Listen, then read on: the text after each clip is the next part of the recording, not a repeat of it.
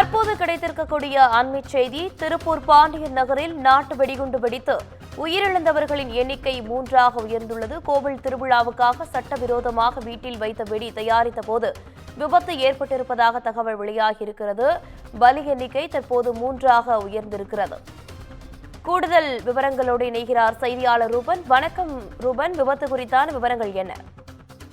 நிச்சயமாக சாரா, திருப்பூர் பாண்டிய நகர் பகுதியில் திருவிழாவில் பயன்படுத்தப்படும் நாட்டு வெடிகுண்டு தயாரிக்கும் போது ஏற்படுத்த விபத்தில் இப்பொழுது விபத்து எண்ணிக்கை, பலி எண்ணிக்கை 3ஆக முடிவு சொல்லப்பட்டிருக்கிறது. மேலும் இது குறித்து திருப்பூர் மாநகர காவல் ஆணையர் லட்சுமி செய்தியாளர் சந்தித்த போது கார்த்திகேயன் மனைவி சத்யபிரியாவின் சகோதரர் சரவணகுமார் இவர் கோவில் திருவிழாவுக்கான வெடிகளை தயாரித்து இருக்கின்றனர். குழந்தைகள் மற்றும் பெண் உயிர்ந்திருப்பதாக அவர்கள் தெரிவித்திருந்திருக்கிறார்கள். மேலும் பாண்டிய நகர் அருகே பொன்னம்மாள் நகர் பொன்மலர் வீதியை சேர்ந்தவர் சத்யபிரியா. இவரது சகோதரர் சரவணன் இவர் நம்பியூரில் கோவில் திருவிழாவில் பயன்படுத்தப்படும் நாட்டு வெடிகளை தயார் செய்யும் தொழில் செய்து வருகிறார். இந்நிலையில் தற்போது பண்டிகை காலம் என்பதாலும் அவரது லைசன்ஸ் காலாவதியாகிவிட்டதாலும் இங்குள்ள தனது சகோதரி சத்யபிரியா வீட்டில் சகோதரி வாயிலாக சட்டவிரோதமாக வெடியை தயார் செய்து வந்துள்ளார். இந்நிலையில் இன்று வீட்டில் வழக்கம் போல் வெடியை தயார் செய்து பணியில் ஈடுபட்டிருந்த போது எதிர்பாராத விதமாக வெடி வெடித்தது.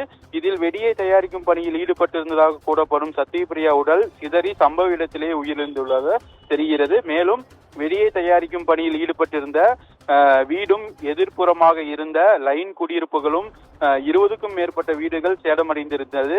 மேலும் பெண்கள், குழந்தைகள் என ஏராளமானோர் காயமடைந்ததாக தெரிவிக்கப்படுகிறது. சம்பவ இடத்திற்கு விரைந்து வந்த திருமுருகன்பூண்டி போலீசார் சம்பவம் குறித்து விசாரணை மேற்கொண்டு வருகின்றனர். மேலும் தீயணைப்பு துறையினர் பாதிப்படைந்த பகுதிகளை சரிப்படுத்தும் பணியில் ஈடுபட்டு வெடி விபத்தின் போது சத்தம் அறிவை உணர்ந்தும் அப்பகுதியில் உரிய ஏராளமான பொதுமக்களை பாதுகாப்பான இடத்தில் தங்க வைத்துள்ளனர். மேலும் இப்பொழுது பலி எண்ணிக்கை 3ஆக உயர்ந்துள்ளது. இதில் 9 மாத பெண் குழந்தை உயிர்ந்ததாக அரசு மருத்துவமனை தரப்பில் தகவல் தெரிவித்திருக்கின்றனர். மேலும் ஒரு பெண் உயிரிழந்ததாகவும் தரப்பினர் தெரிவித்து வருகின்றனர். விவரங்களுக்கு நன்றி ரூபன்.